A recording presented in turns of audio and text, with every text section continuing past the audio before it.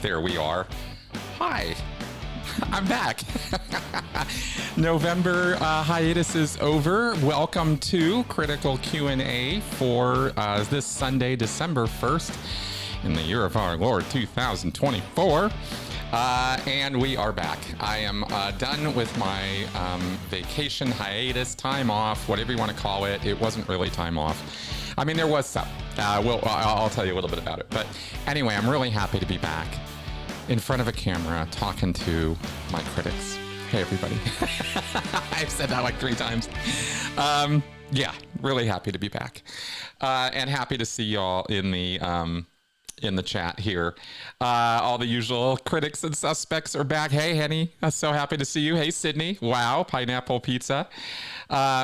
Oh, yes, I have missed you guys as well. And yeah, there might have been a few things that happened in November that we might want to talk about.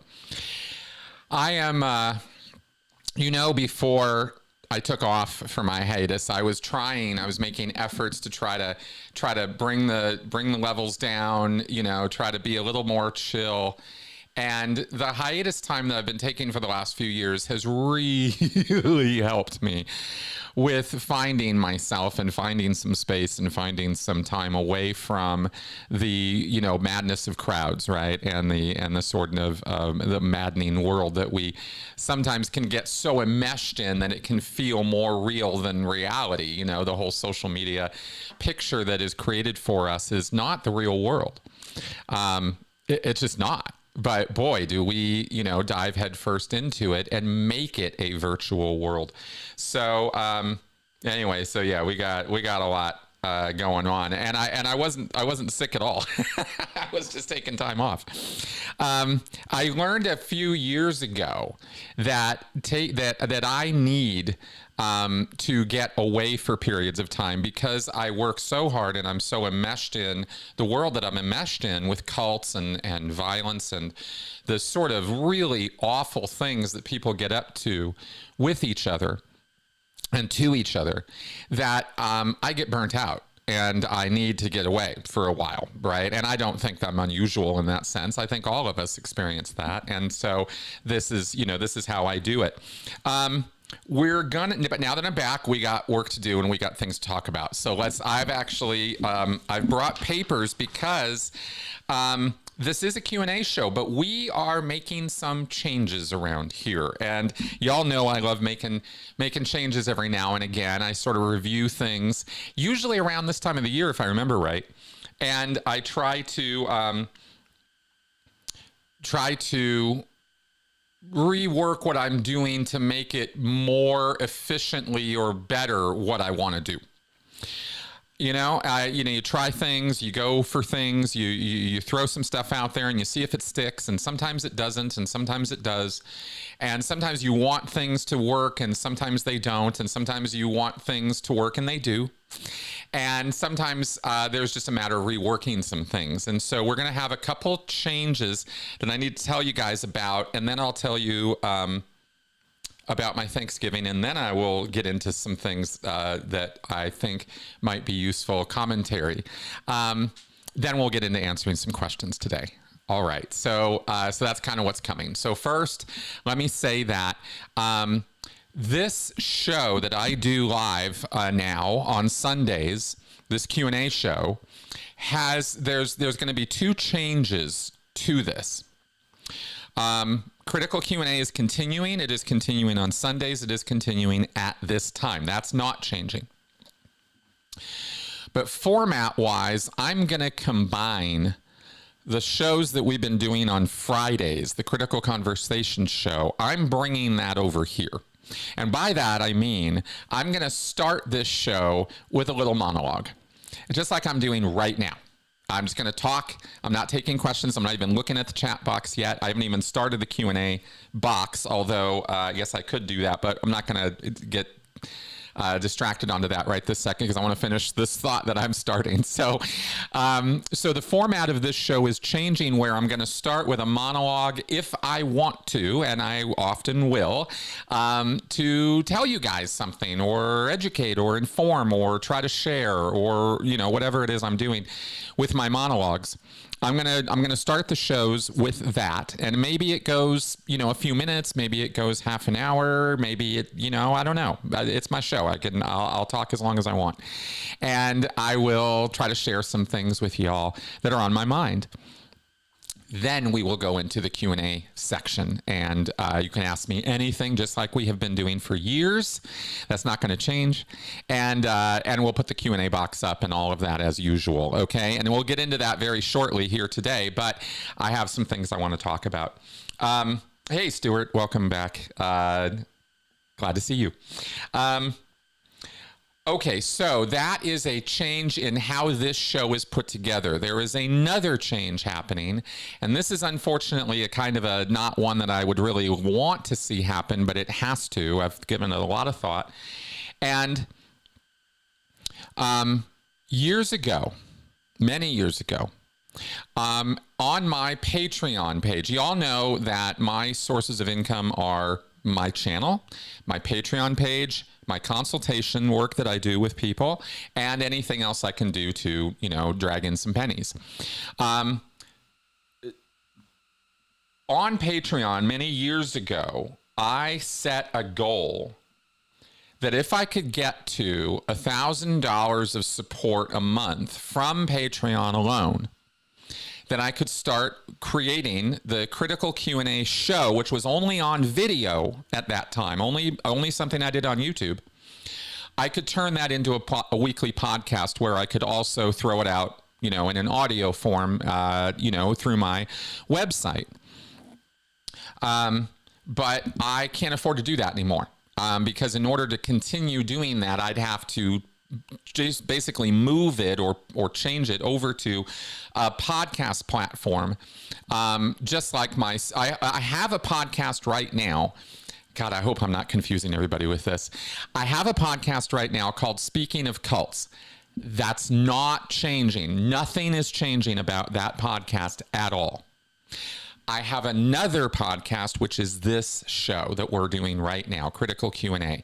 That goes out as a podcast. You don't have to watch it on YouTube. You can listen to it every week through audio.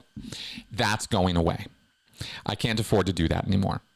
And I've been, investing money or losing money on that for a long time. So I have to drop it. So there will no longer be an audio podcast version of this show. Okay. They're all going away.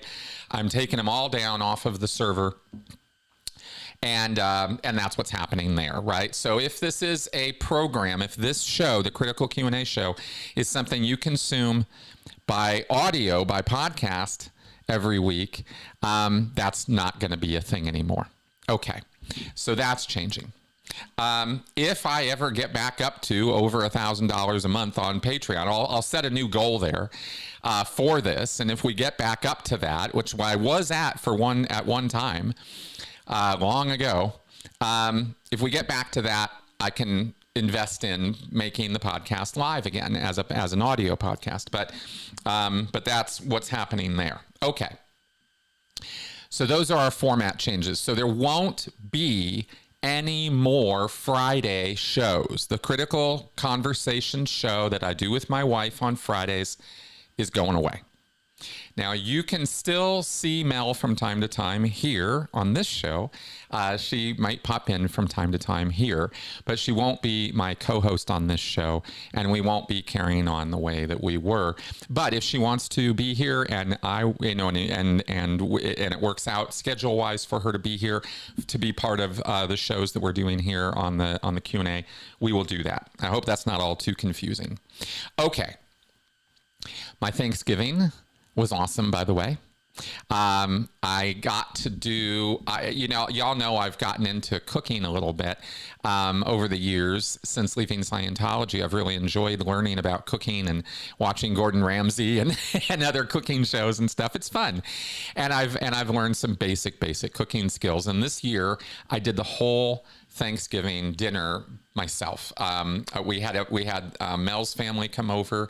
There were about 5 of us, her parents and her stepsister, and we had a really nice Thanksgiving dinner here. I cooked the turkey all the way from beginning to end, and hand did all the other stuff. There was no None of that, artificial stuff and all of that. So, oh, Benson Cam. Yeah. Ooh. Yeah. Yeah, we should still do Benson Cam, shouldn't we? Yeah. Oh, thank you for bringing that up. Benson Cam. Gonna get some Benson Cam in a minute, in fact, but I hadn't thought about regularly putting it in the show. But yes, we'll do some Benson Cam, absolutely. Benson is my dog, by the way, if y'all don't know, and he's a wonderful little dog. Okay. So Thanksgiving was awesome. It was a full day of food and fun, and we had a really nice time and talked and just had a good day. So I hope you all's Thanksgiving was as awesome as ours was. It was a really nice cap to the month.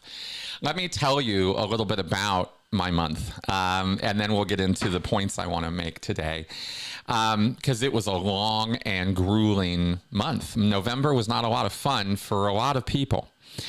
With the election, of course, is what I'm talking about, and I don't think it's any, surprise that that I had a lot of attention on it. I talked about it all the time, and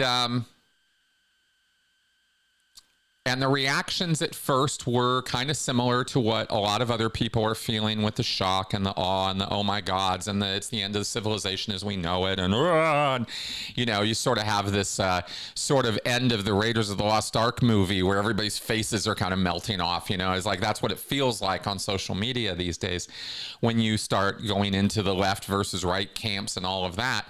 And it's just a lot of really ugly thoughts and ideas flying around, not even directed at each other. Sometimes there's just this, there's no future, there's no hope, there's no, and we really, anyway, I'm going to address some of that today, but I went there myself. And of course I, went all the way down those deep emotional wells of despair and wondering, what have we come to? What's happening? How did this occur? Blah, blah, blah.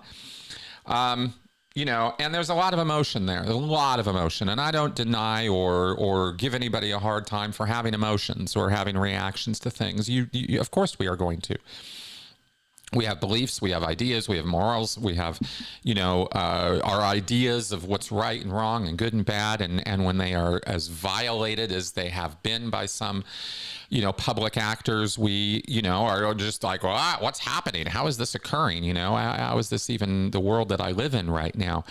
The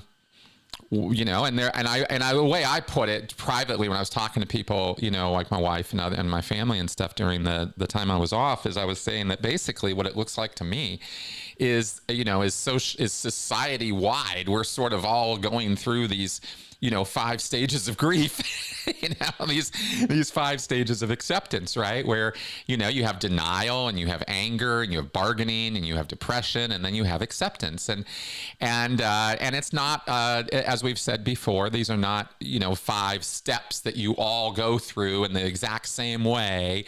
It doesn't work like that. But there is a gap or a distance between, the reality of a thing and accepting the reality of that in your own mind or universe, or however you want to call it, right? Your own head.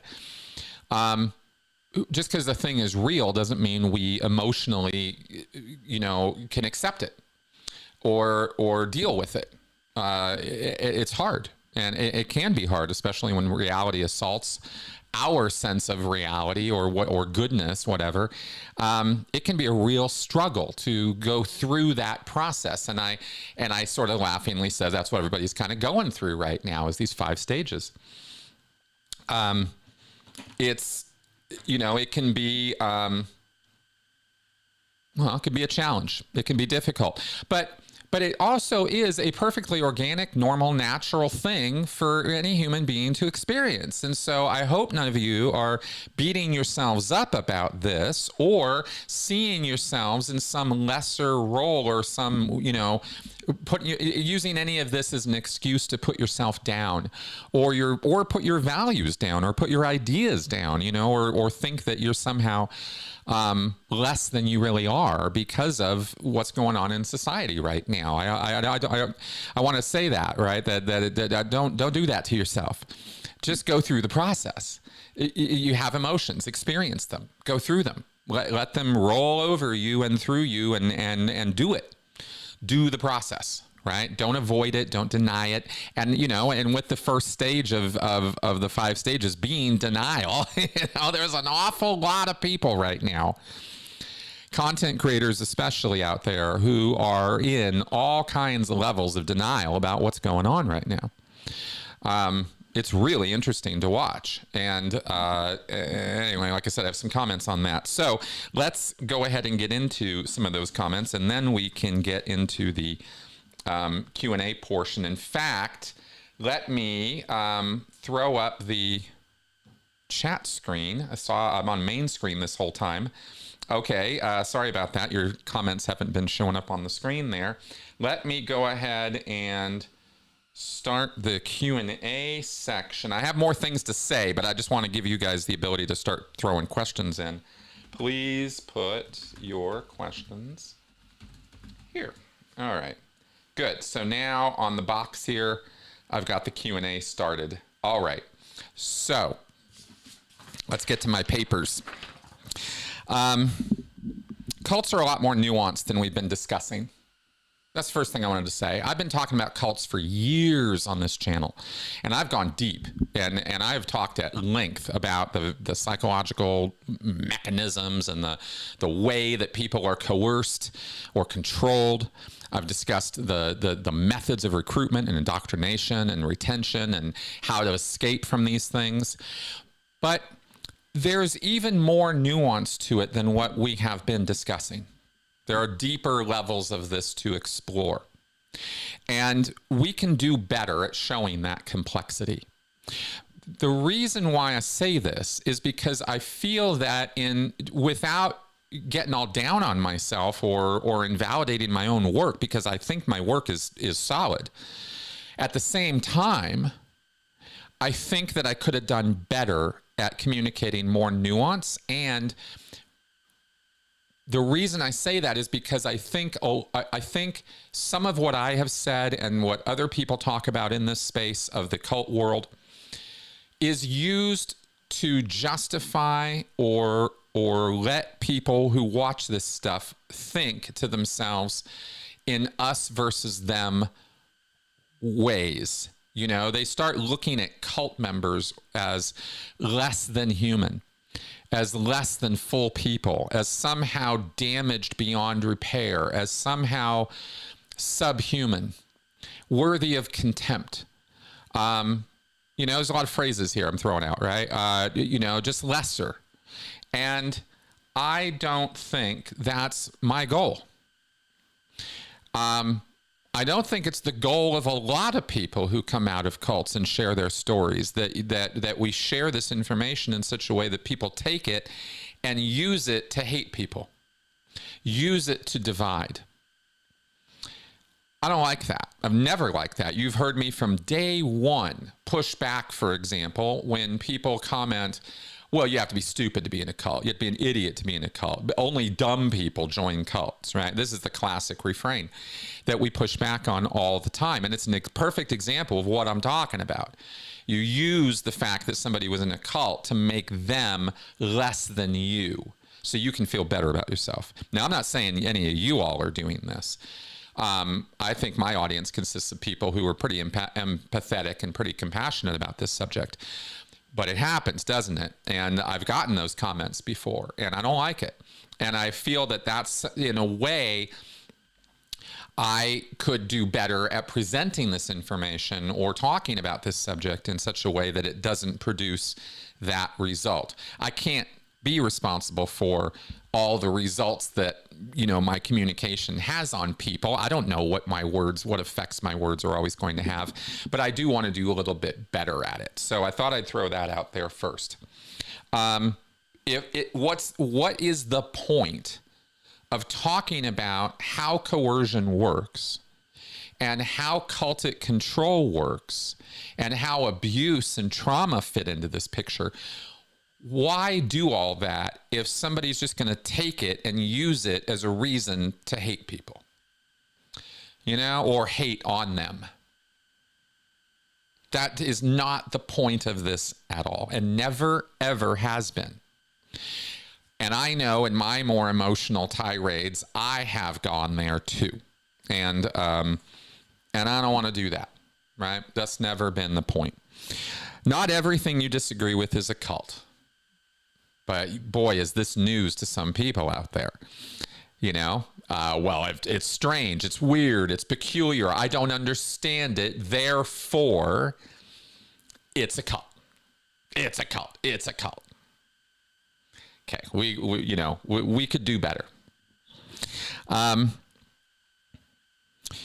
Talking politics and cults is a task fraught with difficulty and requires deft handling, and I will admit I have not always lived up to that.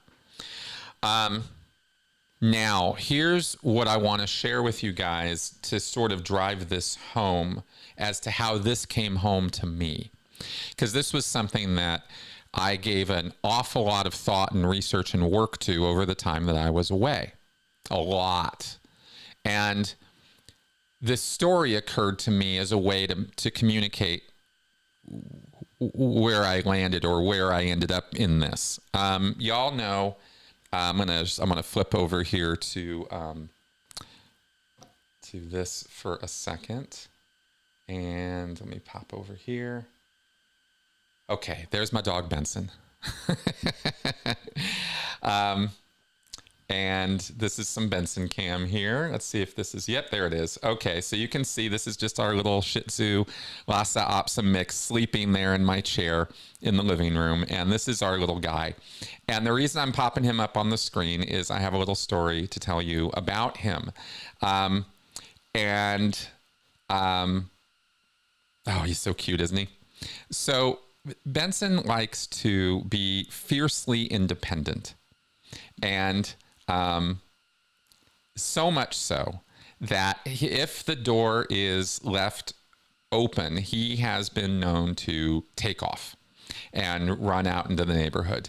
And it's never really fun when he decides to go do that, to say the least. All right, let's bring me back here. So there's your Benson cam for this week. But Benson is, like I said, he's fiercely independent, and he is our cherished little creature. We love him so much. But when he gets away, he goes and takes off. And it's not because he hates us or has a problem with us. It's because he is just so intensely curious about the world. All right, so he goes off into the neighborhood, and 3 separate times over the last 2 years, Benson has gotten away from us. And we have a little collar on him with our phone numbers and his name. And each time that he's gotten away, somebody has ended up calling. We've scoured the neighborhoods, we walk around calling his name, this kind of thing. But, usually within an hour or two, somebody will call us and let us know that they have him. And and it's a few blocks away or, a mile away or something, he would have run off. During November, just a week or so ago, that happened for the 3rd time. And you always learn a lesson, and you always try to do better. Keep the door closed, keep them on a leash, do this, right? But accidents happen. And this last time was really quite something because we have a garage, and the garage door, the outside garage door was open, and the inside door was not. It was closed. And I had Benson over there in our sort of dining area where the door to the garage is, but the wind blew that door wide open before I could stop it. And I ran over and closed it, thought I closed it all the way. It blew it open again. It was really strong. Never seen or experienced anything like that. And he took off again. But when this last time, he ran down the driveway, I could see the open door, the open garage door and our driveway, and him running right out into the street. And he got hit by a car. And my heart just about fell out of my throat, right? there he was laying in the street, right? And Mel was also outside in the front door, and she let out a scream that I've just never heard her make that sound before. And we ran to Benson, and he was fine. Okay. But we didn't know that right away. He had just barely hit his head on the side of this tire of this car that these two, high school girls were driving down the street. They were absolutely blameless in this. There was nothing they did wrong. I'm just thankful they were driving fairly slowly down the street, because some people drive rather fast through residential neighborhoods. So this was, so we ran down there, picked him up. He had a little bit of redness on his mouth, and I was like, oh my God, what does this mean? I picked him up, I was feeling his body, and terrified he might have had broken bones or something, but he was completely responsive, completely fine. Shaken. He was shaken up, and he was a little scared, but he was fine physically. And we, the girls in the car had continued driving. They stopped, came running back. Is he okay? Is he okay? We assured them it looked like it was like I didn't really know, but I definitely let them know it was not their fault. It was very clear, that he had gotten away by accident. We ran him to we got him immediately to the vet, got him x-rayed. It was, another fun expense that we just didn't see coming. And thankfully he was completely fine. No bandages, no even, he got a doggy aspirin, and he was fine. And so that was all quite an adventure. And not a fun one, right? I mean, Mel and I were absolutely terrified that, that Benson had been seriously hurt, and he wasn't. And it occurred to me, I started doing, some thinking about that after he was okay, and after we got him back, and everything was fine. And we created new rules, right? We now never ever allow both doors of the garage to be open at the same time for any reason ever. There's no exceptions, right? And that way we'll never ever have that problem with him again of getting away. But there was a whole other thought process that occurred to me with this, right? That I don't know that I'm sure you're not going to see coming. And let me share this with you.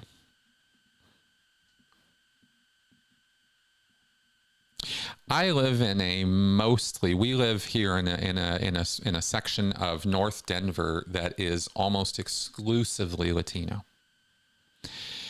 I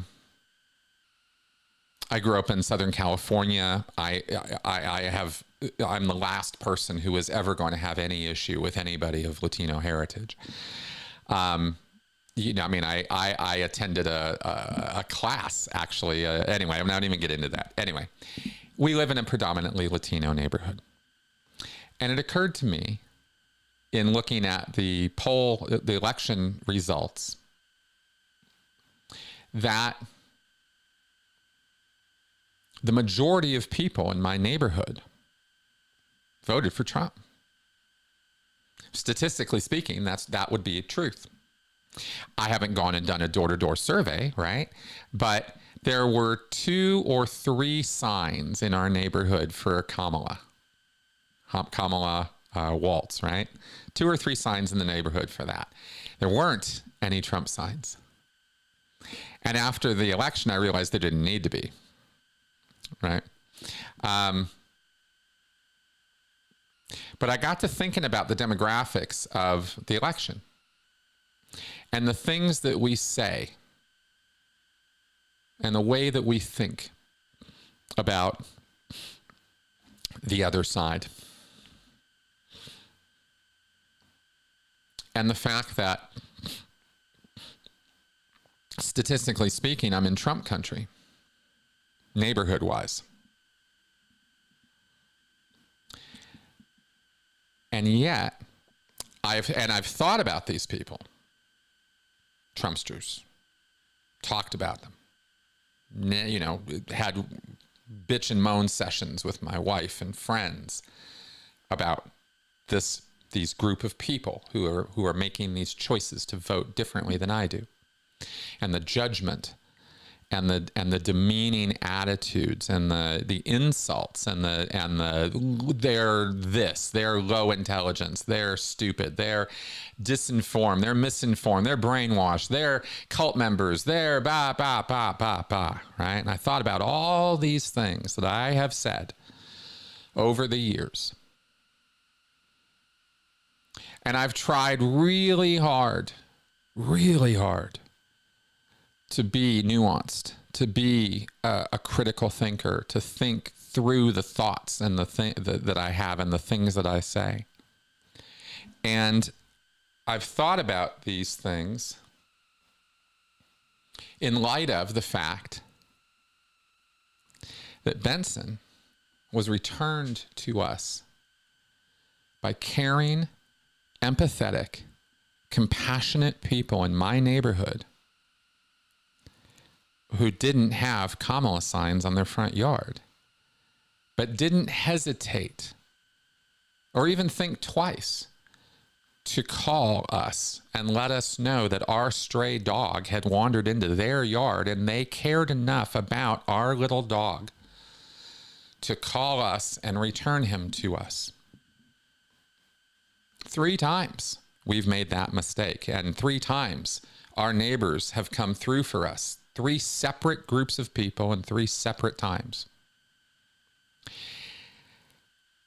And these are the people that I have been thinking about and talking about as though they're some kind of lesser form of human being, as though there's something really seriously, disturbingly wrong with them. And once that hit me, you know, sitting in my living room thinking about things, thinking about people, and the reality of people versus the stereotypes that we create of them. Once that kind of hit me solidly, like, oh, here's the reality of these people. And here's my inner monologue and inner reality of them, these stereotypes and caricatures and tropes and memes and all these things that I have in my head about this class of people, this type of person. What a bunch of bullshit. What a bunch of crap. They're human beings, just like me and just like my wife and just like anybody else. And to have ever thought differently than that was a horrible, horrible mistake on my part. And let me then go down a path of stereotypical thinking,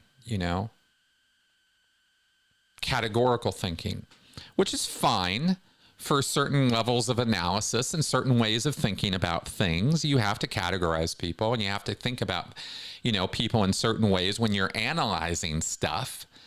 But that's not what I'm talking about, right? You know what I'm talking about. I'm talking about judgment now. I'm talking about I'm going to judge you based on this little tiny slice of information that I have about you.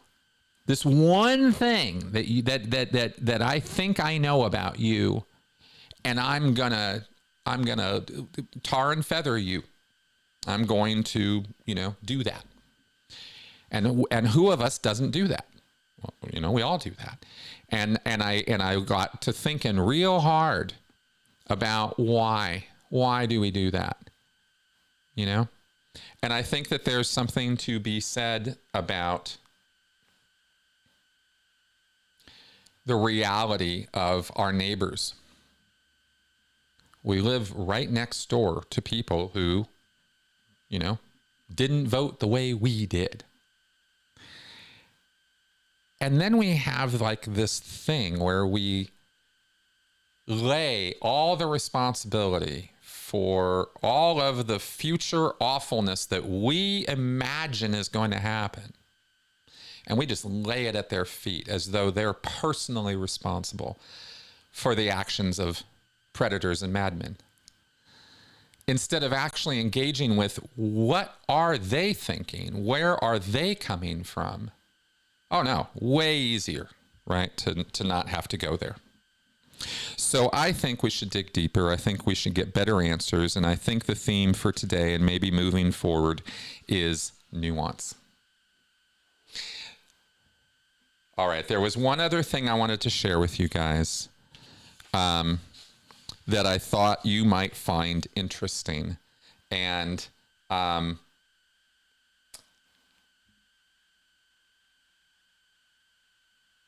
I want to, then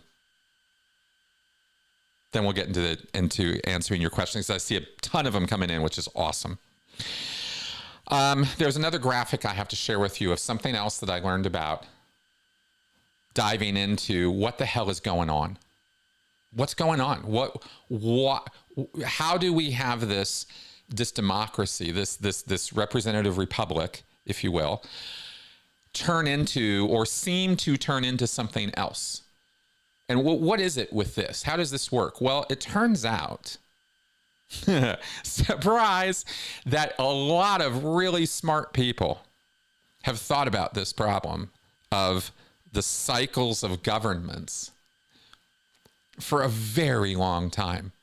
And isn't it fun when you find something new that you didn't know anything about? You have your own thoughts and ideas about a thing, and you start putting them together, and you're like, well, I think it's kind of like this, and I think it's like this, and I think it's like this. And then you go look, and you find out that it's actually exactly like that, or very, very close to that, but maybe a little bit different.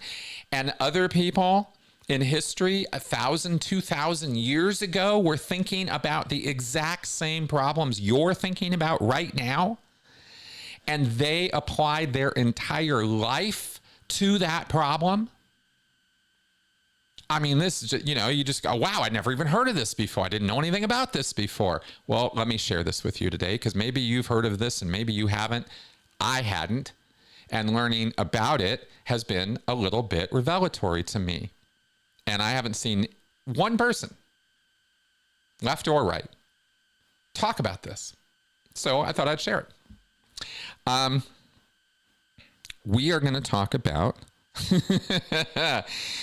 let me show you this real fast. Here, throw this up on the screen. This word is, this wheel here is a cycle. It's an endless cycle, and it's called anacyclosis.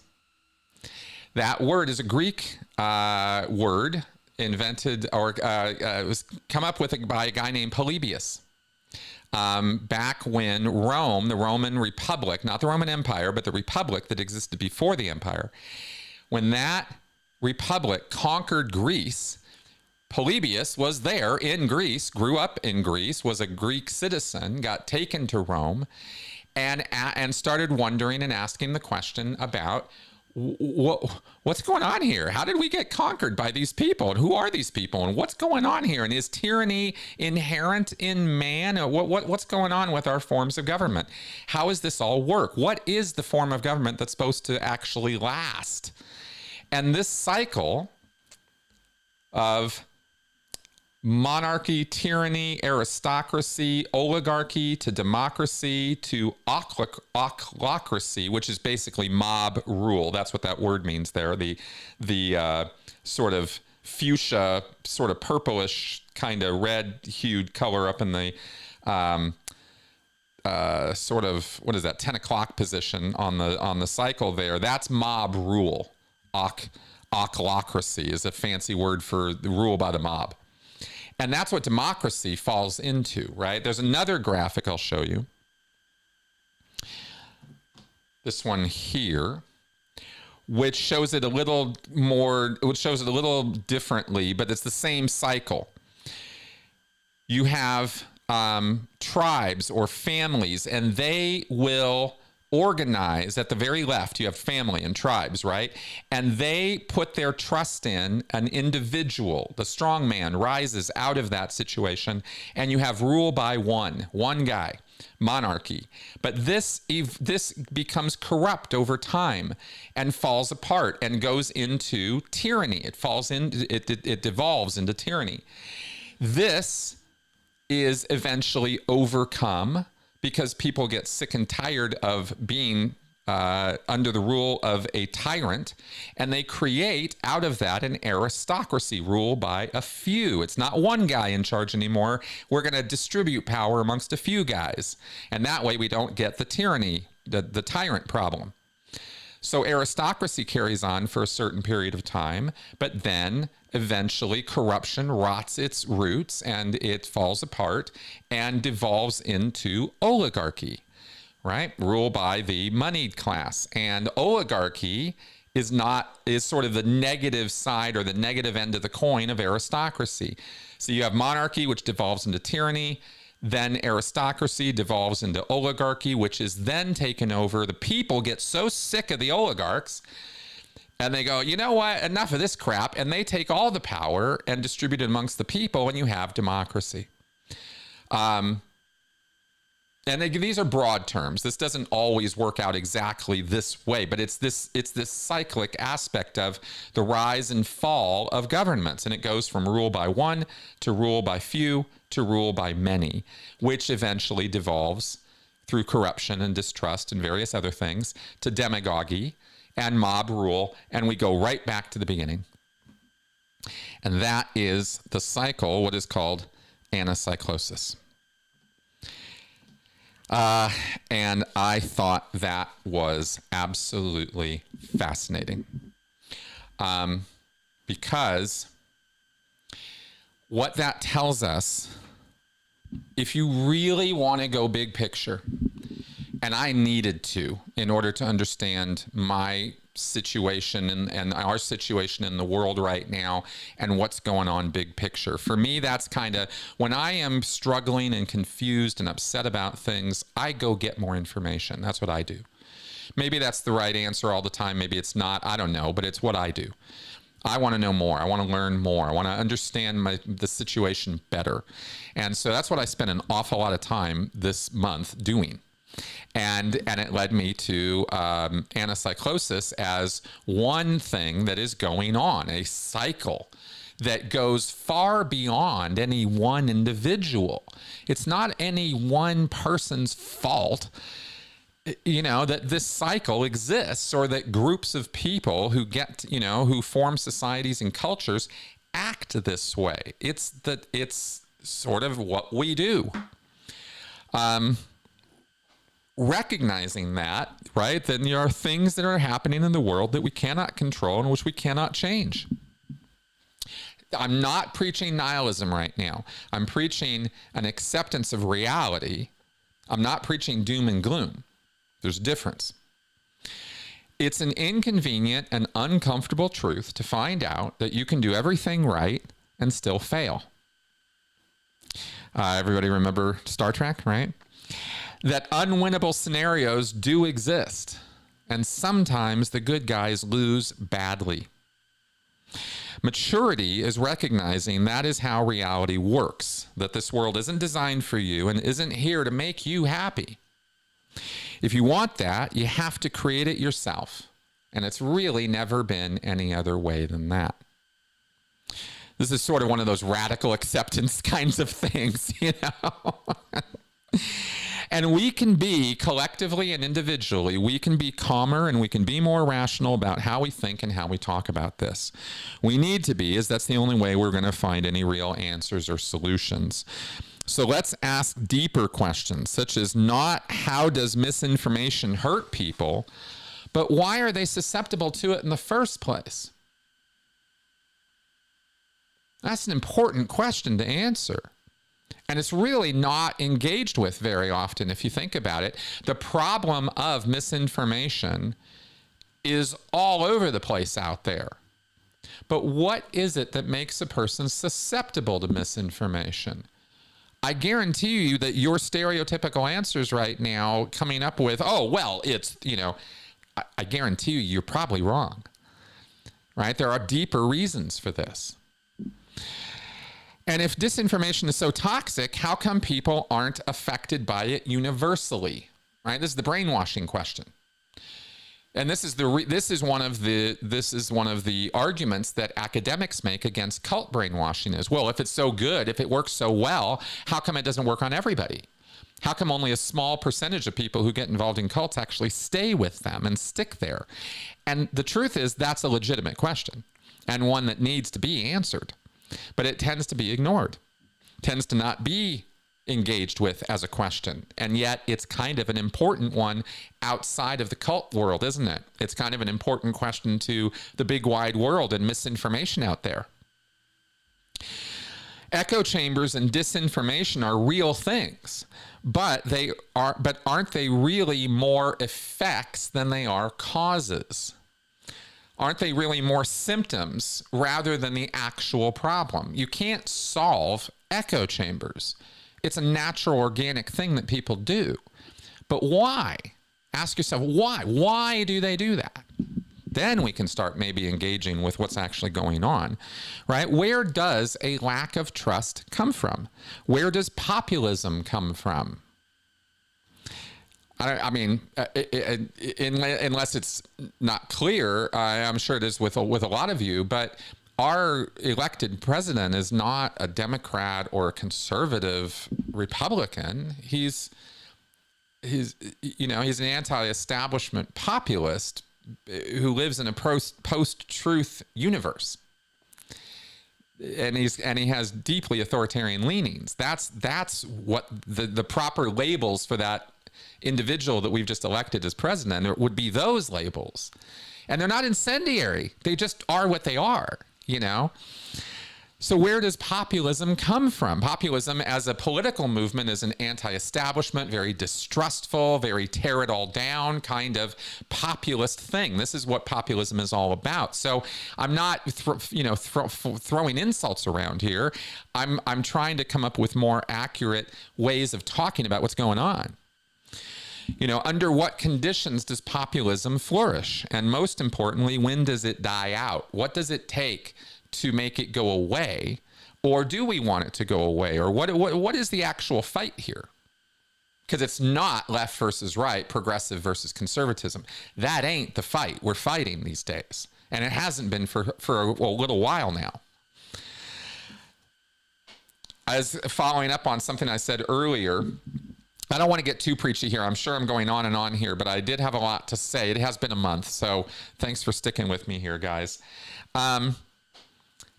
Just some other notes to throw out here, right? It's easy to hate someone as long as you don't know who they really are. So long as you make sure that you don't engage with them and you do not actually consider them as human beings with the same thoughts and feelings and troubles that you have. Then it's easy. It's easy to hate people. And the mechanisms of hate have been well established in our society now via social media, right? To the point now where it's even platform specific, right? If you're on Twitter, you're a right-wing Nazi. And if you're on Blue Sky, you're a left-wing, progressive, wonderful person, right? From one point of view.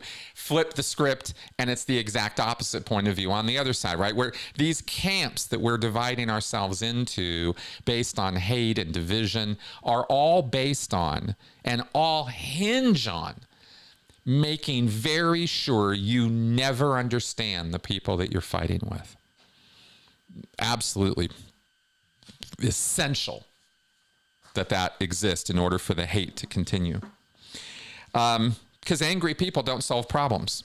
They just create new ones. Angry people never solve problems. Look at the damage. Looking back to the ex-Scientology world for a second, what a petty bunch of problems, huh? What a goofball bunch of problems. You look at the damage that one predator, one bad apple, one, sort of antisocial person can do. And you extrapolate that out to the society, and you're just like, well, is it any wonder, right? I mean, it is absolutely astounding the damage that one person can do. If a community doesn't understand what is going on. And look at how many months it took to sort things out, you know, in the ex-Scientology space to like, what is going on here, you know? And I don't know. I mean, from my position, it seems pretty clear at this point what's going on. And you just look at how much chaos can be fomented, right? Can be created by one person. You just can't. You have to stop and appreciate that sometimes. I'm not just throwing this out there as incendiary rhetoric. I'm trying to make a point that it's devastating. It's really, really incredible how damaging that one person can be, and how if you insist on piling into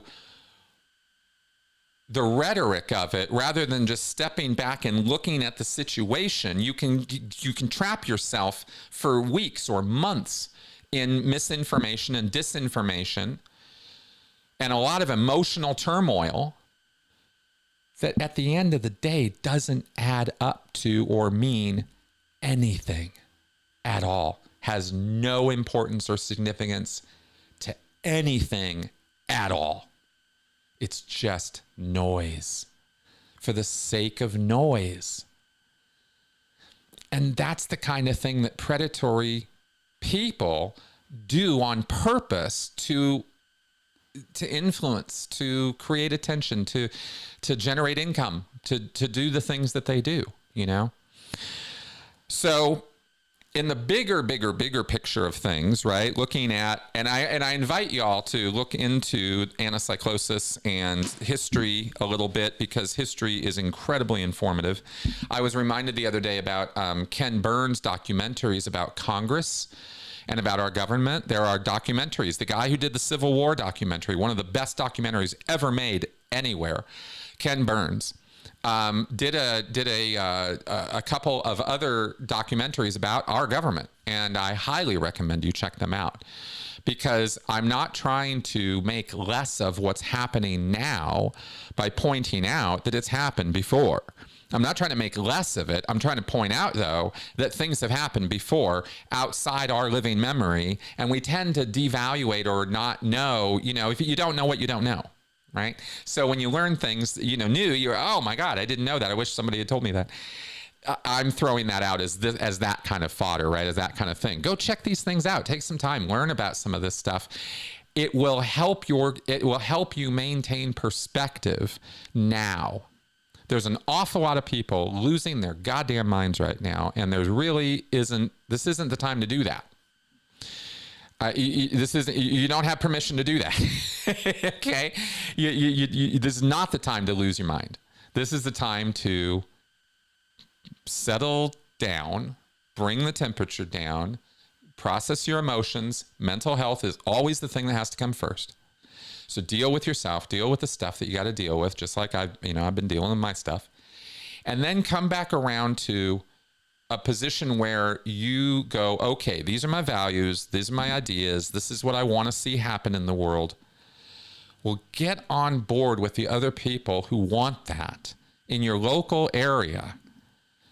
Don't just sit behind the TV or sit behind social media and think commenting on posts is doing something or is activism. It's not. It's a lie in our culture that social media activism is a thing. It doesn't change anything.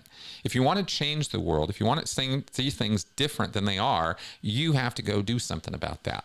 And I very, very, very heavily encourage and invite people to do that. Okay, so there's my civic lesson for today, but it was heavily on my mind over this time, and I think you all will understand why. So those are all the things that I wanted to say about all of that. Did I say everything? Yeah, I did, right? America's not collapsing tomorrow or next year or the year after or the year after. It's not. It's not. That's not the situation we're in right now. There are big problems in this world, much bigger than even the American problem. And we're going to have to get through this cycle and get over ourselves a bit to get back to making human connections with each other and realizing that our neighbors are our neighbors, not our enemies. They're the people who return our dogs. They're human beings. and we need to engage with each other at that level again. And I got a lot more to say about social media and the ill effects of that. We're not going to get into that today. I just wanted to share all of that stuff with you. It went a bit longer than I thought it would, but I hope it was useful. Okay. And I'm sure I'm going to enjoy checking through the comments later from some of what I've said here today. But let's go ahead now and get into the Q&A portion of our show. I've got about another half hour, 40 minutes with y'all. So before I have to go record with Tony for today. So let's do this. Going back up to the top. Let's start from the top of your questions, and I'm just going to start throwing them up on the screen. Hey, Chris, at the end of was L. Ron Hubbard or Joseph Smith a worse person? Okay, I guess at the end of the day, right? Who was a worse person? Okay.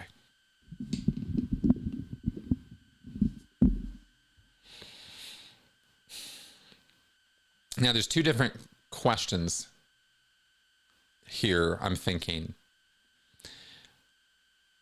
As it, there's the literal interpretation of your question is was L. Ron Hubbard as a man worse than Joseph Smith as a man? But how we might go about judging that, a little questionable, right? Like, are there things about L. Ron Hubbard that I find personally disagreeable and disgusting? Or should I look at the effects that L. Ron Hubbard created around him and the fact that he that his dogma ruined people's lives, has been carried out and executed in such a way that people's lives were ruined? Would that be what would judge somebody as a worse person? And I'm going to go in that direction, I think, because I don't know L. Ron Hubbard and I don't know Joseph Smith. So it would be a little hard for me to tell you which one of them was a worse person. I don't know. What I do know is that in terms of numbers of people that have been affected by their work, Joseph Smith is leagues above and beyond L. Ron Hubbard. And yet at the same time, if we go a little deeper on that question, we see that L. Ron Hubbard's work has been plagiarized by many, many self-help gurus over the years. So L. Ron Hubbard's work and dogma of Scientology is really only one level of his destruction of what he brought to the world, right?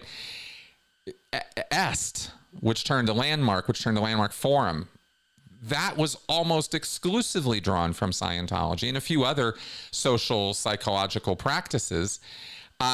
So do we look at all of Landmark as a, would that have existed if L. Ron Hubbard hadn't lived? So could we hold L. Ron Hubbard kind of, responsible in a way for, Werner Erhardt's nonsense? I mean, kind of, right? But numerically speaking, I still think you're looking at Joseph Smith in terms of numbers of people actually brought into a fold, brought up in a religion for generations now, Mormonism, right? The LDS Church. For generations and generations now, this church has been active in Utah and around the world, violating separation of church and state willy-nilly, abusing children. If we go to Joseph Smith as the originator of the fundamental LDS dogma, which he is, polygamy and spousal abuse and child abuse and the rampant levels of misogyny that are rife throughout Mormonism, are all laid at the feet of Joseph Smith. He's the guy who translated the golden tablets and, said what's what. So it's all on him. So at the end of the day, when I look at the sheer volume of child abuse that has resulted from Joseph Smith's ideas and actions, Joseph Smith was a predatory personality. He was somebody who liked to abuse young girls. sexually. He was a sexual predator. There's just no other word for what that man was. And because he had charisma, and because he had a way with his words, and because he had, some thinking that could attract followers, we now have, the Mormon Church, which is millions strong, which is billions and billions of dollars in assets, and does very little to actually help the world with those billions and billions and billions of dollars that they have. The Mormon Church is just not a force for good in the world.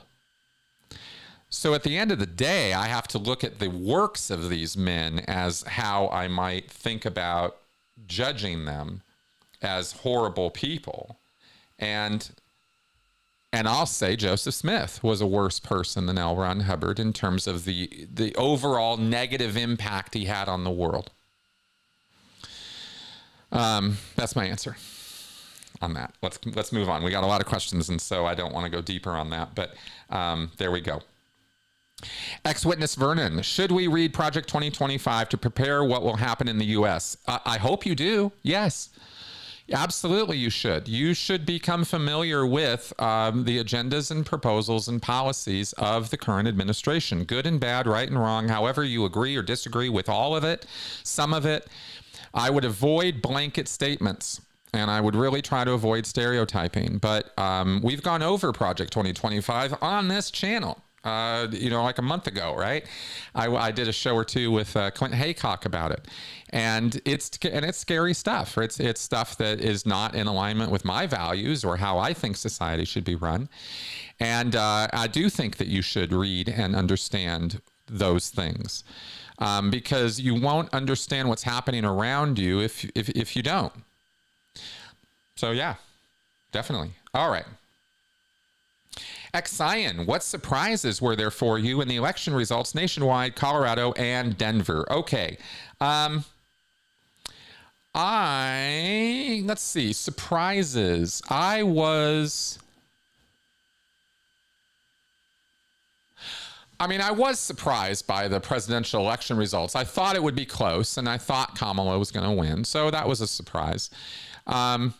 I was surprised at the number of people who sat it out on the left. That the reason apparently, again, I'm not any kind of political analyst, but the data that I have and I have seen indicates that that Trump's win was mainly not due to an increase of voters on his side as much as a bunch of people on the left sitting it out, like millions and millions of them.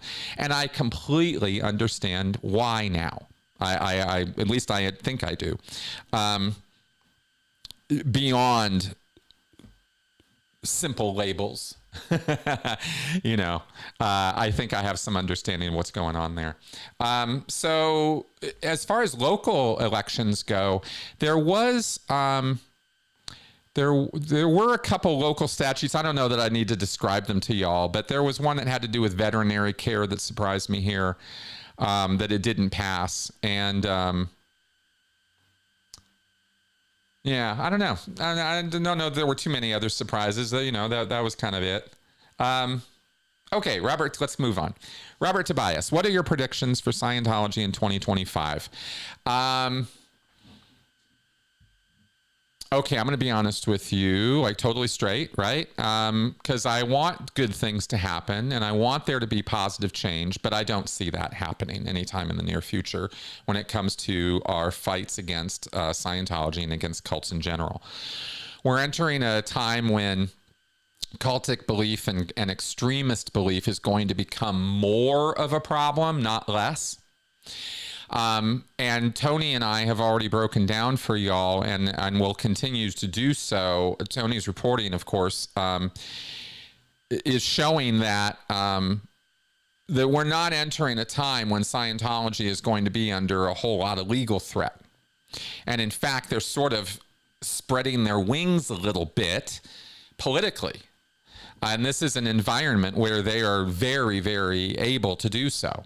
This is a very uncritical environment. This is not a time when people are thinking clearly about long-term consequences of things. And it's just not. And that's a problem when it comes to things like cults and religious belief, because, for example, right, the argument of freedom for religion, that religious belief should be, free and open and all of that, tends to be shortcut down to immediate, well, you can't deny Scientology, it's freedom of religion and this sort of thing.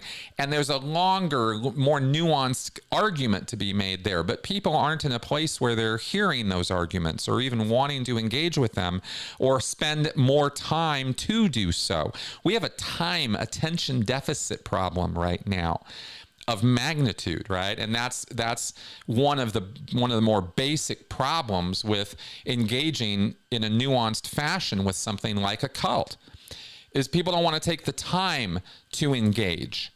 They want quick answers right now, and they don't want to think. And that is exactly the environment where cults thrive. And that's the environment we're in right now. And we're going to have to get past this somehow, and it's going to take some time. So in the short term, 2025, 2026, Scientology ain't going anywhere. And if anything, it's only getting stronger right now, politically and legally speaking. Numbers-wise, they're still going nowhere. And public relations-wise, they're still going nowhere. But that doesn't mean that David Miscavige can't make legal headway and can't make political headway. And it appears that he's got interests in both of those arenas.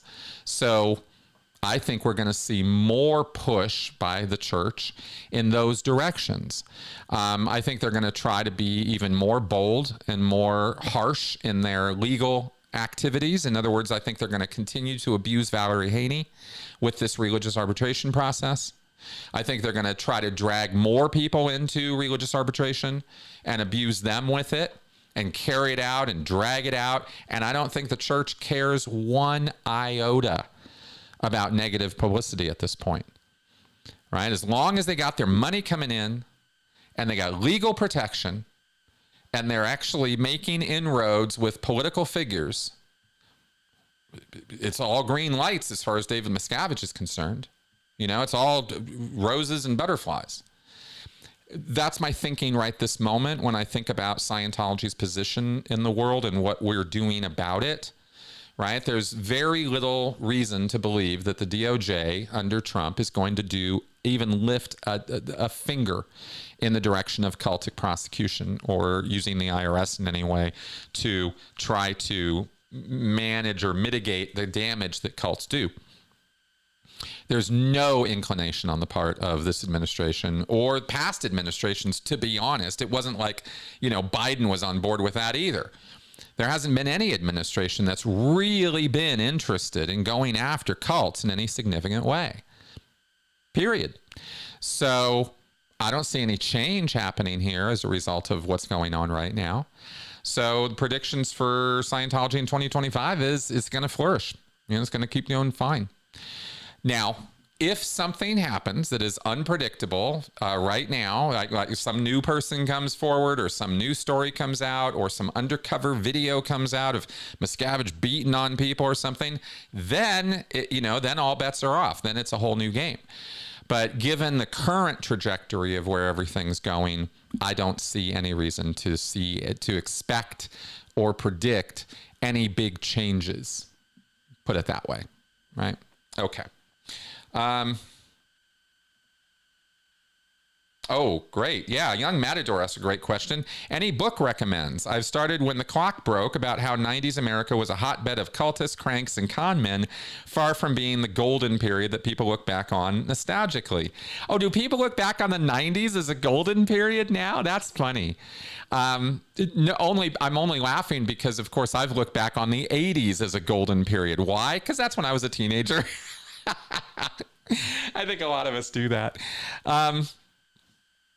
Anyway, as far as book recommends, let's see here. I've got to put this book recommend out there. I can't put it out there enough. There are two books I will put out there for you guys right now. that are not political books. Okay, I'm not gonna go there. From where I'm coming from, what I'll throw out at you is one, The Body Keeps the Score by Bessel van der Kolk. I'm still in the middle of that right now.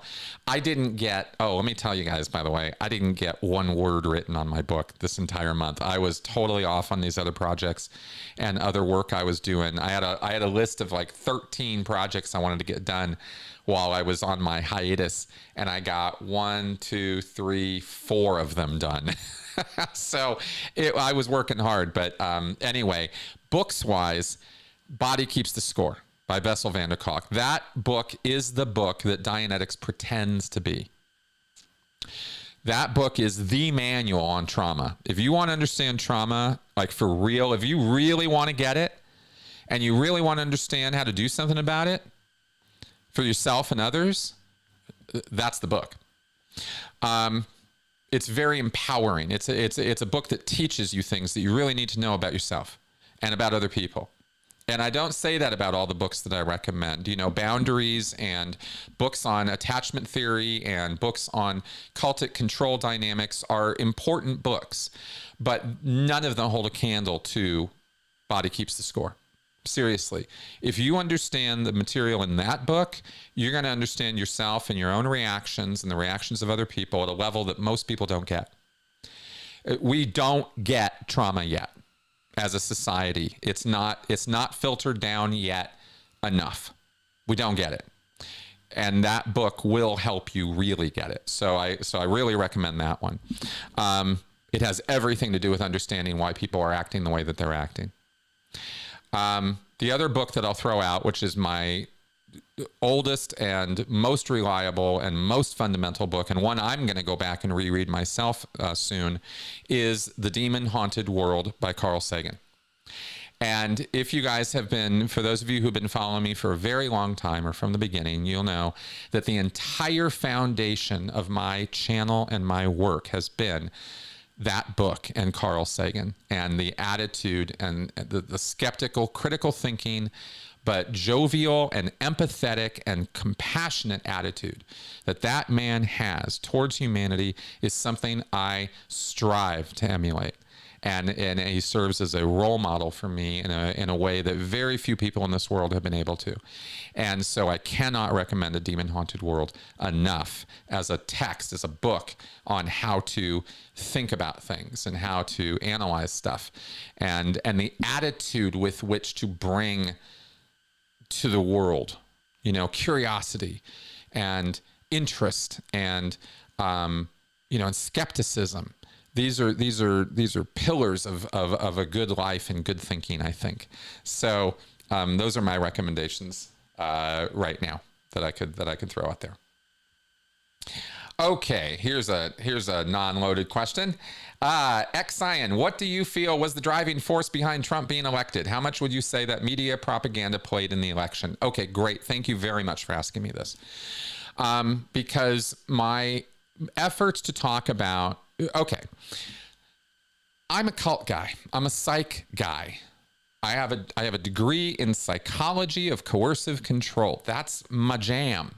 That's how I think about the world, and it's the lens through which I look at the world. So obviously, I'm going to be biased or slanted in how I think about things.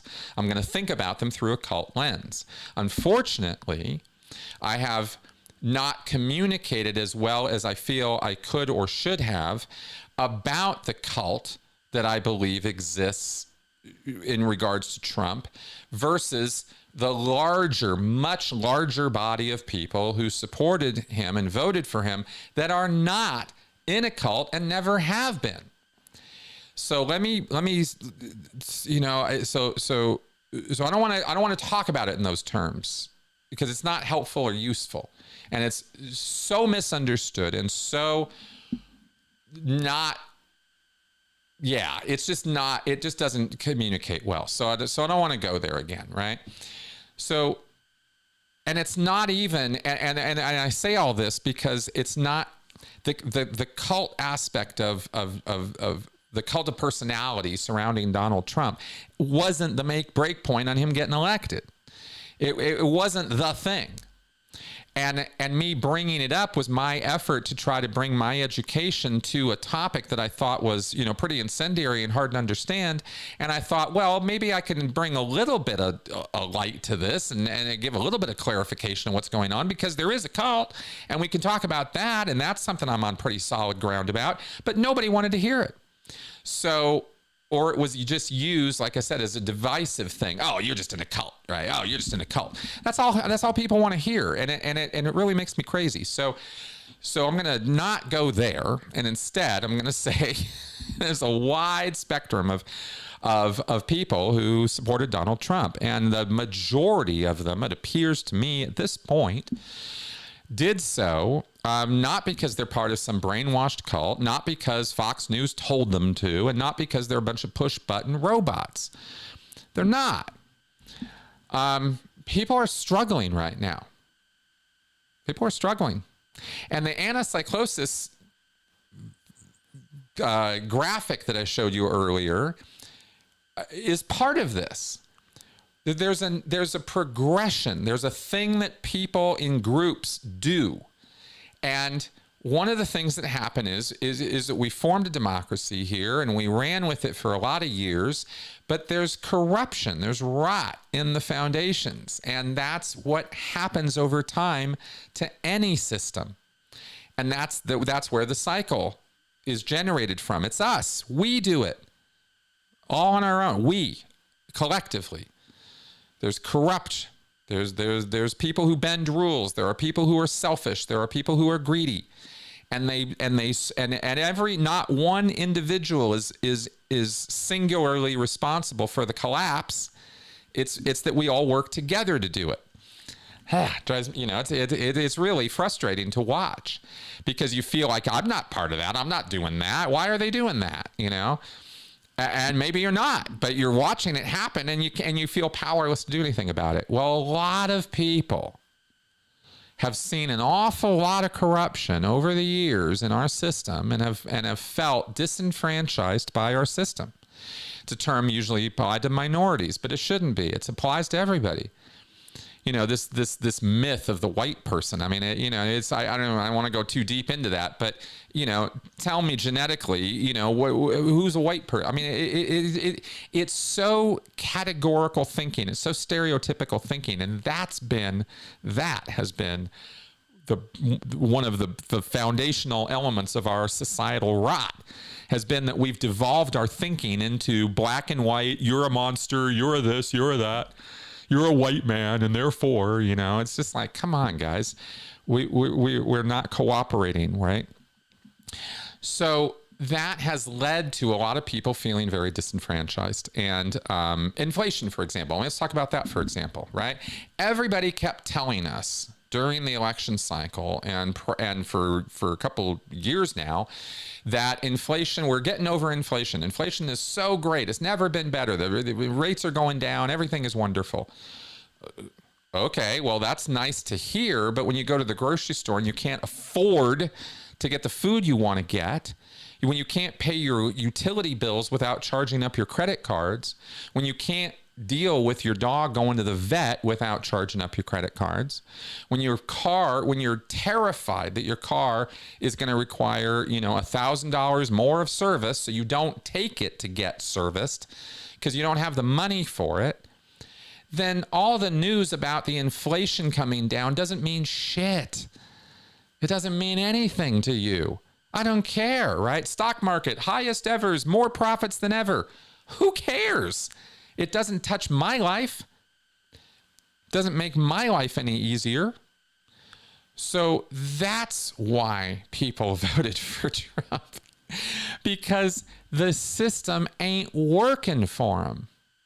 That's what they think. And when you're faced with problems like I just described, which are very real problems to me, a lot of people look at those problems and go, whatever's going on, whoever is in office. It's not even personal sometimes, right? It's not even like, I hate Joe Biden. I can't stand Kamala. It doesn't matter who you put up there.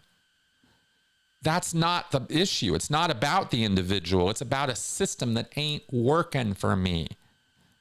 And if it's not working for me, who's it working for? All these rich people. Well, I'm getting sick and tired of watching that.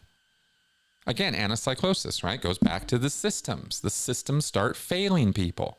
And then the system is forcibly changed. And it gets bad before it gets good. That's the cycle.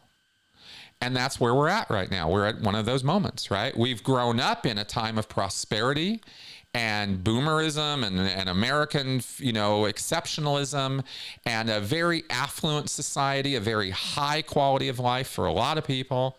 And those things start falling apart, start being threatened, start having problems. You can't get a home anymore.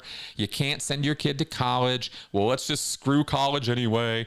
I mean, you see how the waves of attitudes in our society about this stuff. College used to be important and something you strove for and something you worked for and something that was valuable. And now it's like, who cares, right? Well, one of the reasons for that is because it got so goddamn expensive because people corrupted the process. And that's just one segment, right? College education is one part, right? Vocational training is another.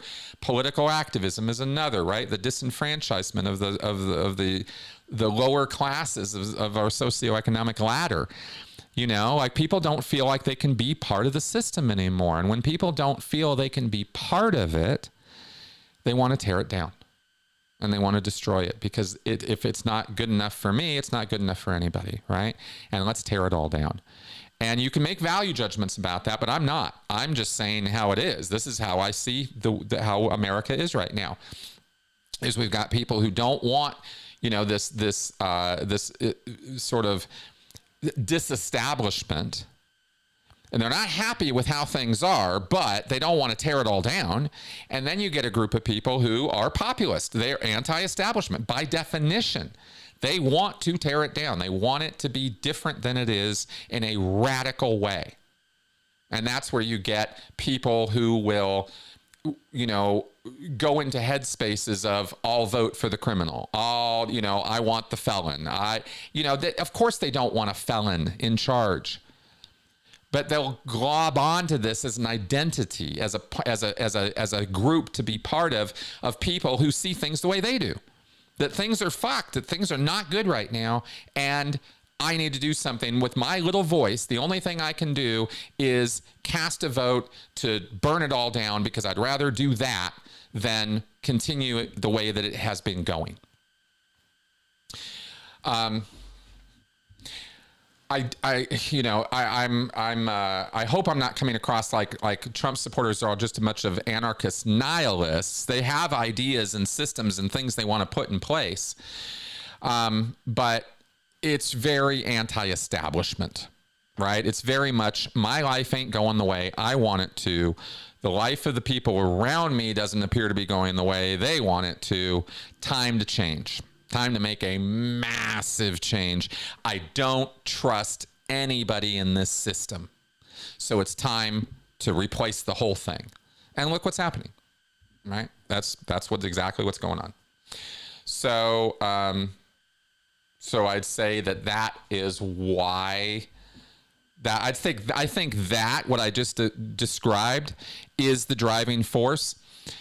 The thing about driving forces also, let me say this real fast, is they don't have to be based in truth. They don't have to be like factual in order to be a driving force, right? We're talking about, things that propel people to action are often emotional. So, there's a lot of emotion going on here too. And that emotion is a lot of what drives the changes that happen in our systems, right, through that cycle. So that's my thoughts on that. How much would I say that media propaganda played in the election?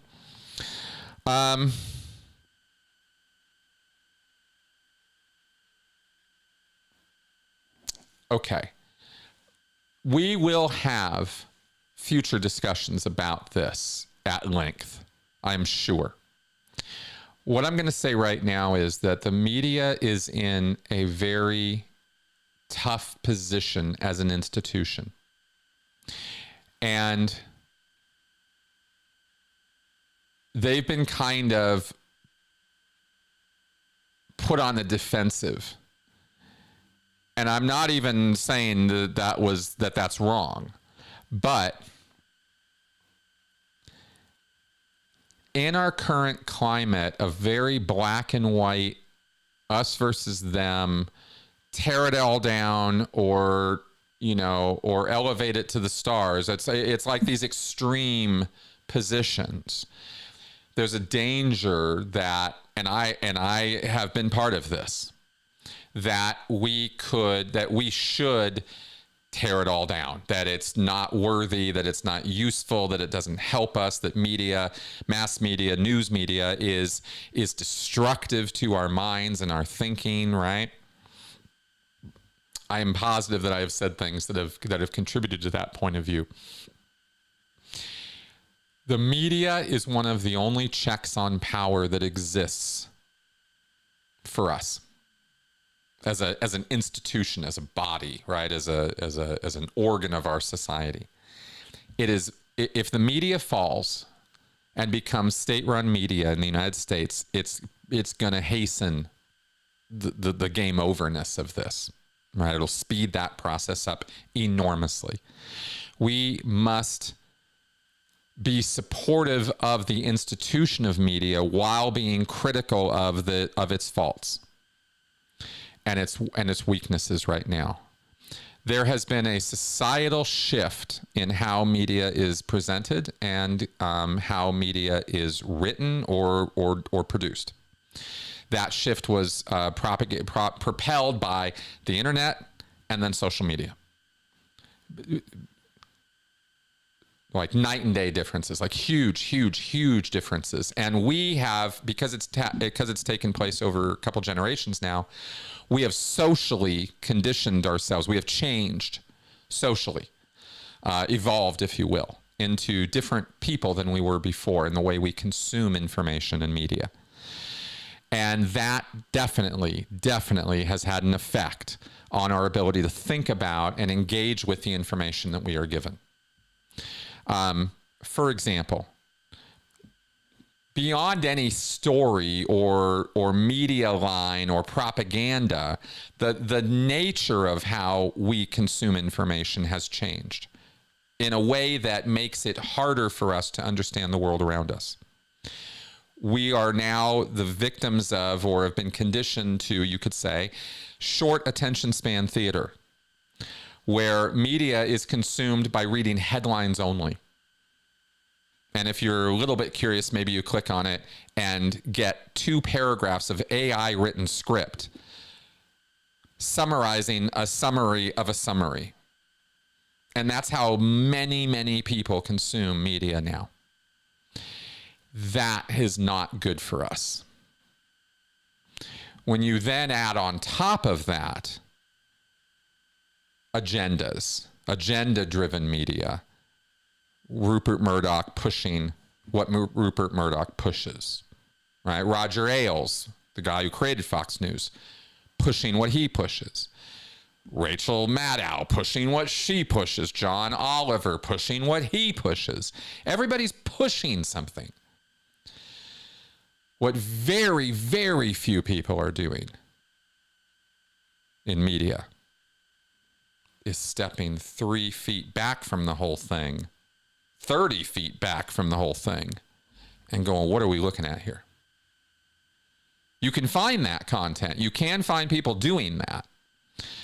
But it's few and far between, and it's not well engaged with. It doesn't have millions of views because people aren't engaging with it because it's harder to understand. And it's deeper, and it has an aspect of personal responsibility to it too, because it's how you're consuming media that could be part of the problem. How I'm consuming media that is part of the problem, right? And we don't want that. We want it to always be somebody else's problem. Right? It's always somebody else's fault. So these things drive a lot of the angst and anxiety behind our concerns and worries about the world. Is the way we've consumed information is very shallow. We've become shallow thinkers as a result of the way media is presented to us and the way we have chosen or been conditioned to consume it. won't keep beating that dead horse, but I think that that is a very important analysis point to understand what's going on in the world right now, especially in the United States. Ex-witness Vernon, do you think the middle class will greatly lessen during a Trump presidency? I believe that we are going to have further economic disparity. Yes, I believe that we are going to see more of a gap between the ultra rich and the rich and the poor, right? And we're going to see less. We're going to see a squeezing out of the middle class. I believe that that is what we are going to see. Yes, definitely. There is no way you can enact the kind of economic policies that Trump is talking about, like tariffs and some of the other things that he's talking about, and result in an economy for the consumer that's going to be better. Those two things don't go together, right? They're proposing things that don't make any sense if your goal is to make it easier on the middle class and the lower classes. The goal of the Trump administration is very, very clearly not that. And that's not a political statement. It's just look at the policies, look at what they're proposing. So I don't see any way out of this for the middle class. It's going to get tough, and it could get better. We could get going together, and we could organize things better and change this. But in the short term, yeah, we're a little screwed right now. X-Cyan asks, why do we seem to be in this cycle of going back and forth between parties? Do we as a nation just have bad memories? Yes, we do. Yeah, that short attention span theater thing is no joke. And it applies to our history as well. People are incredibly uninterested or uncurious about history. There's a lot of reasons for this. There's no one reason, but it's a problem.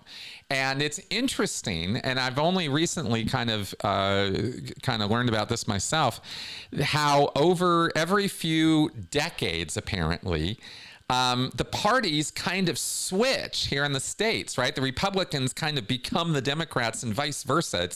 It's this sort of, they sort of switch.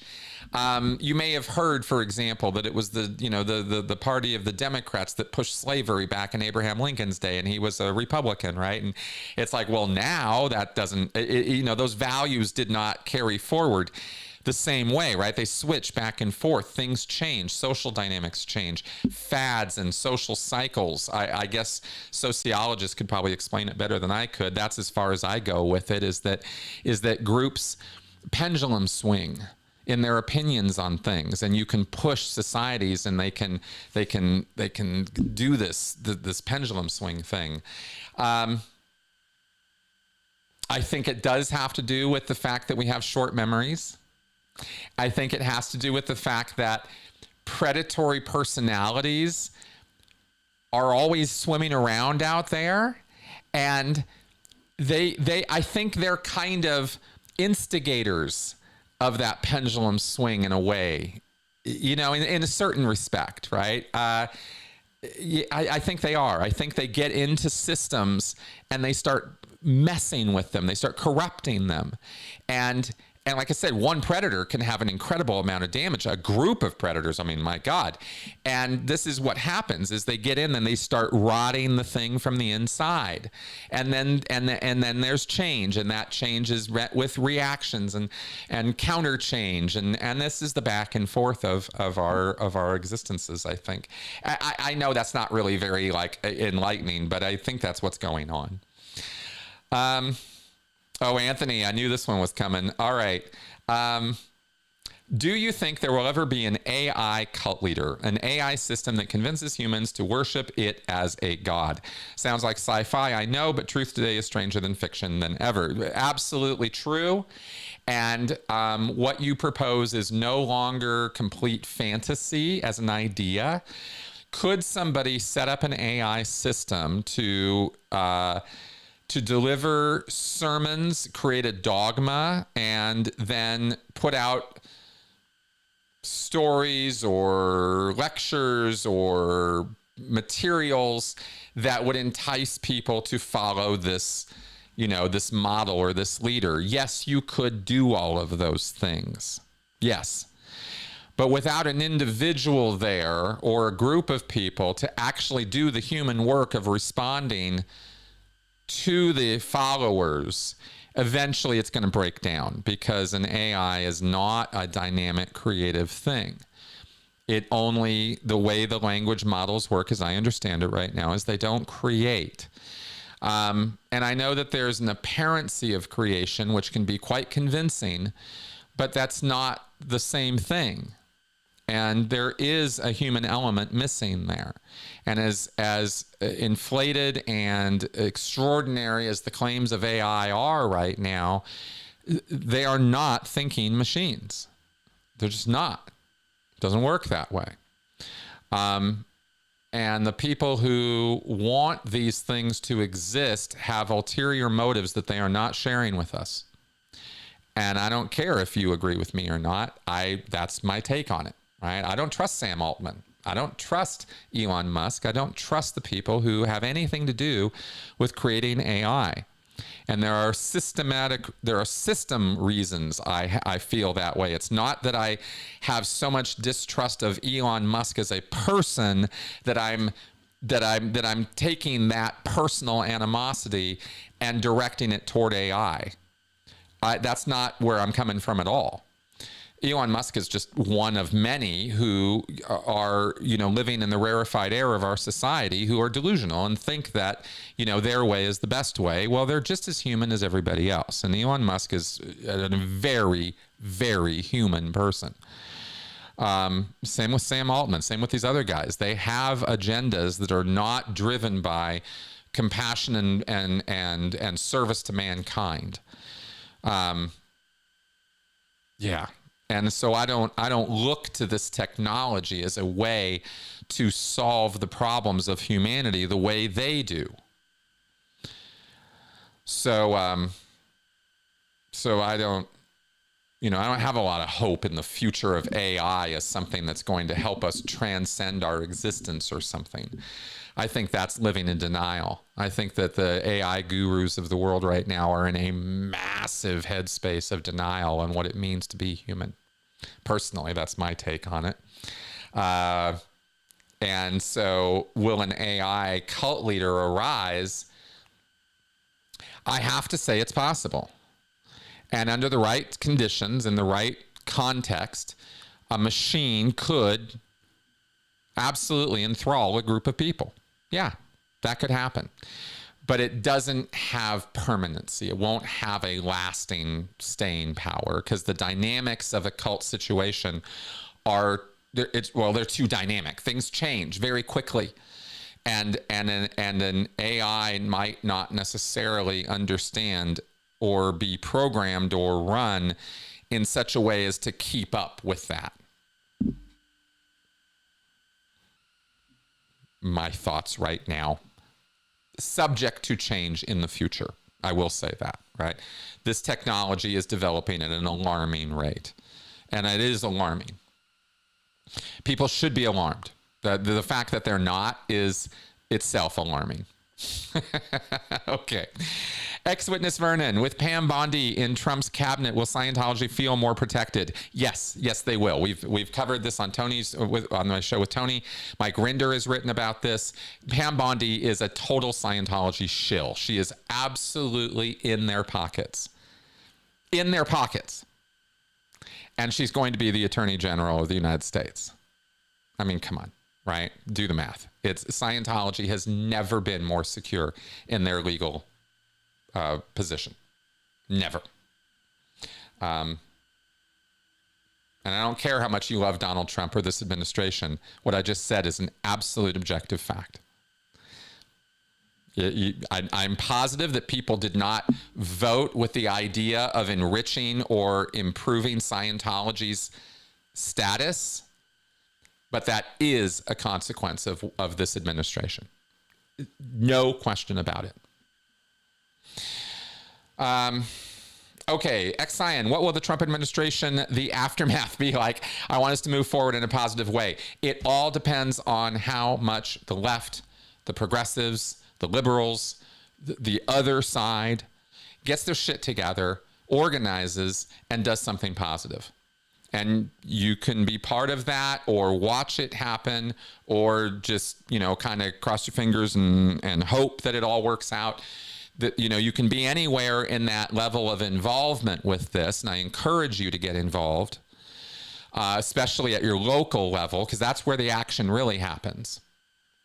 That's what I would encourage people to do. And to the degree that people do that, there will be change. And we can mitigate and even stop some of the more harmful stuff from happening. But like I said, we're in for a rough ride. How rough is going to depend on factors that are far beyond my ability to predict.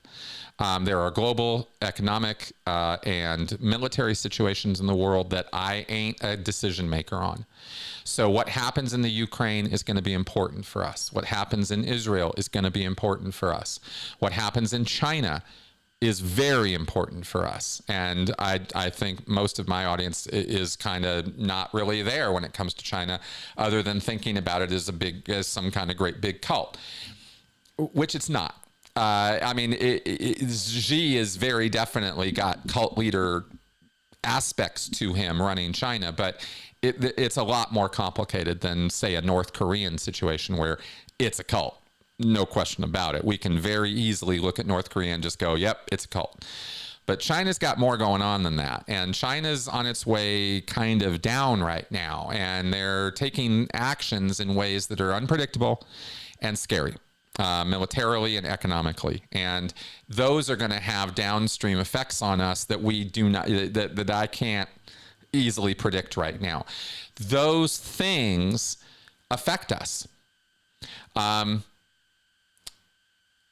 And how the Trump administration chooses to deal with those crises or those problems or challenges is going to have an awful lot to do with our economic situation, personally, you and me and thee. And our economic situation is going to have an awful lot to do with the economic situation of other people in other countries.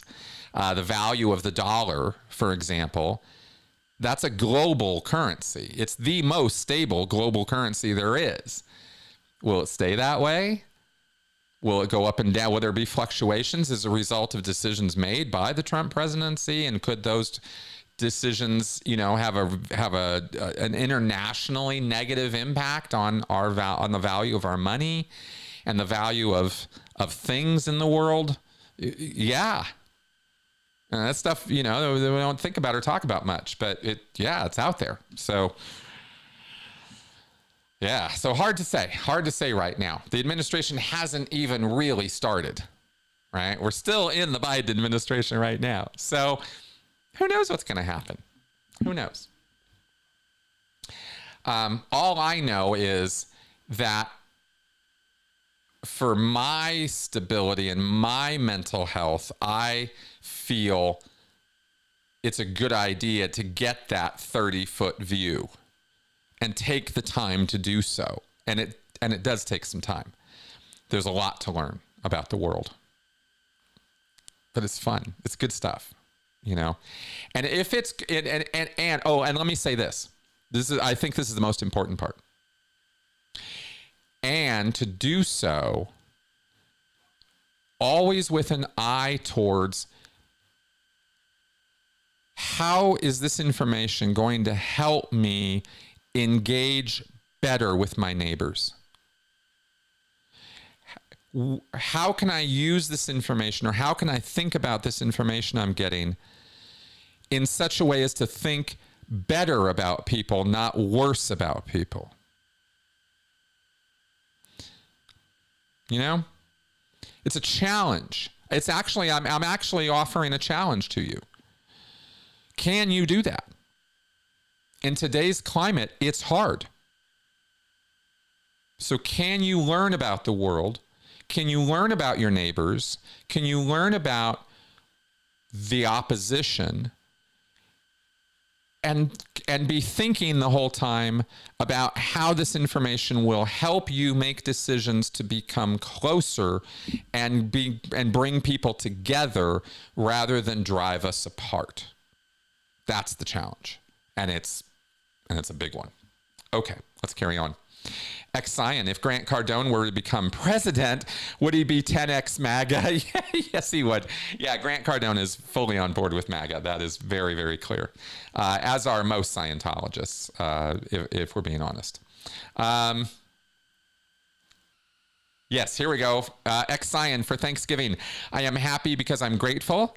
I choose to be grateful. That gratitude allows me to be happy. Will Arnett. Thumbs up. Agree completely.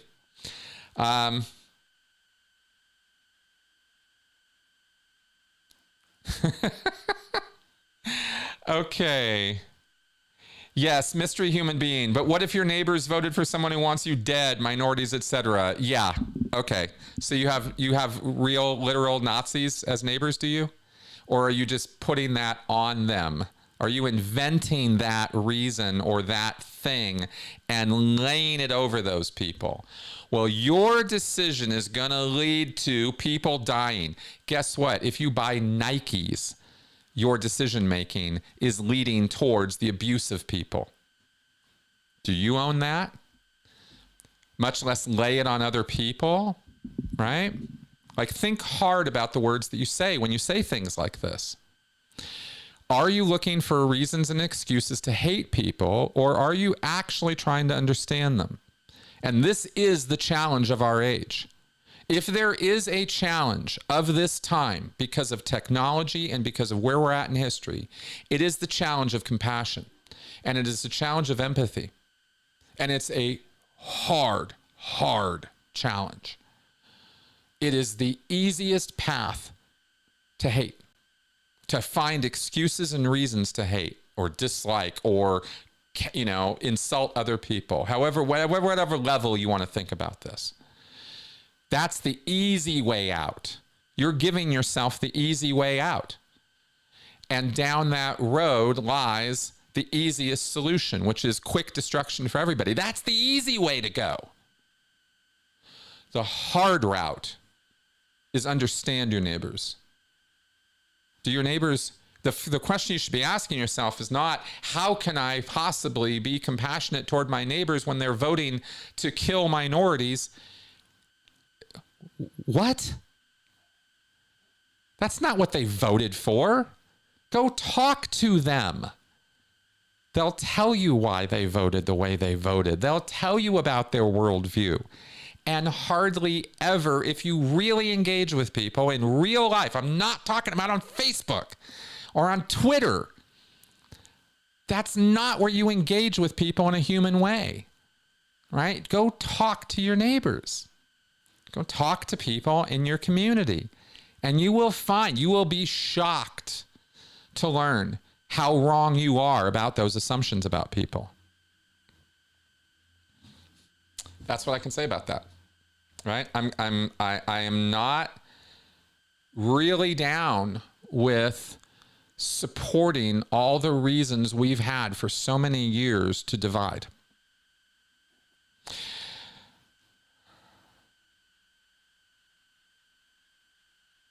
Yeah, exactly.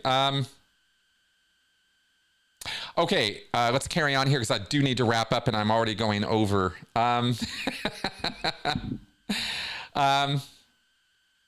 Ex-witness Vernon asks, I'm glad that Mike Rinder is still alive. Will you go to Florida and see him?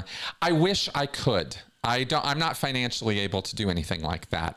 You guys ought to understand, right? I am broke as broke. So I have no expendable liquid money to do anything like that. So I'd love to go see Mike, but of course I have been in touch with him via, communication and have wished him nothing but the best.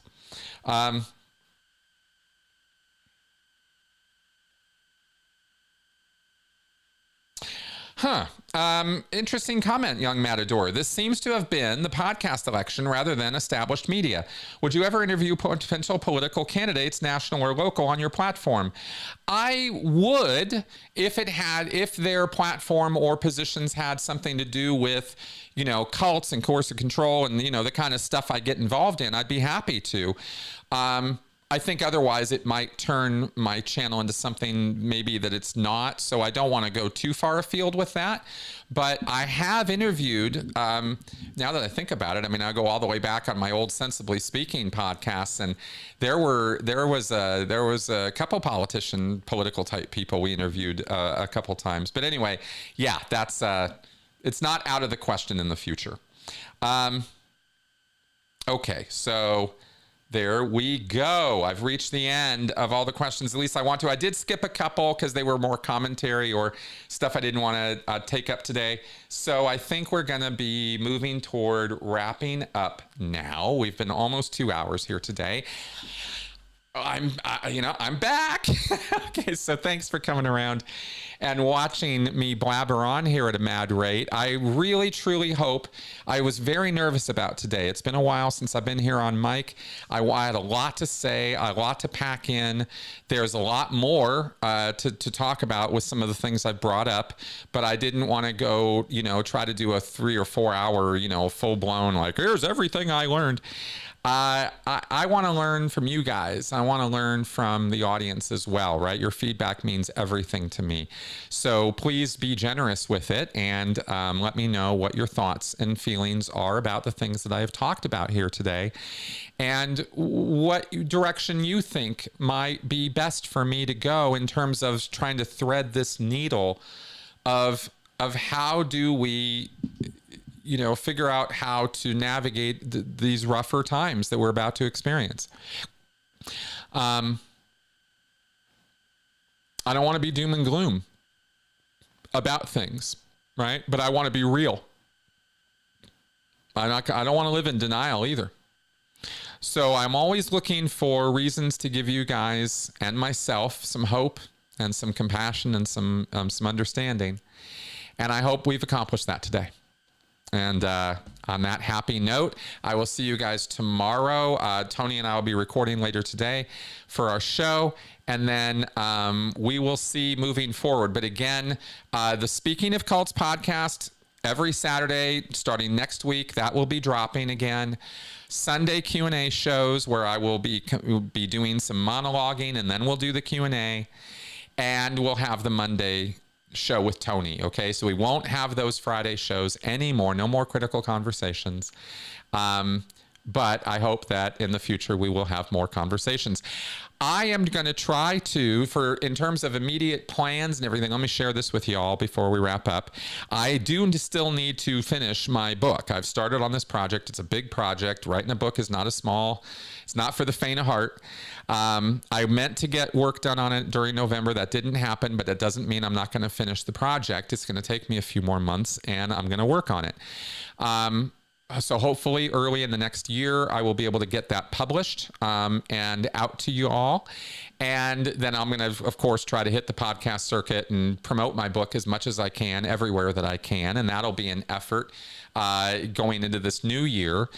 And then I've got so much creative stuff I want to give you guys. I've got so many things I want to produce for you. I feel like I fell into a little bit of a trap with the live streaming and getting so into the live streaming that I didn't do my pre-produced content as much as I used to. That's obvious. I want to get more into that. And I've got, like I said, I've got some ideas that'll just run for so many shows. I've got so much stuff to give you guys. So I'm just trying to figure out, as I'm always doing and rolling forward through my, sort of crazy life, how to best do all this for you. That's what's happening right now. So there's no despair or feelings on my part that this channel doesn't have lots to offer into the future for everybody. And I want to do that. That's what I really, really, really want to do, is help people understand this stuff and apply it to their life. So that's where we're going. All right, folks. Thanks for your support. Of course, you can always sign up with Patreon. You can support me through PayPal and that sort of thing. Every little bit absolutely helps, but Patreon is really where it's at as far as the long-term support for me and my work. I would encourage you to please check that out and help me out. All right, guys. See you sooner than later. Oh, yes. Like, subscribe. Give me the thumbs ups. They always apparently help with the engagement. And like I said, share your thoughts with me.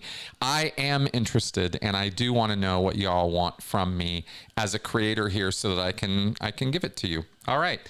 On that, we're done. Bye-bye.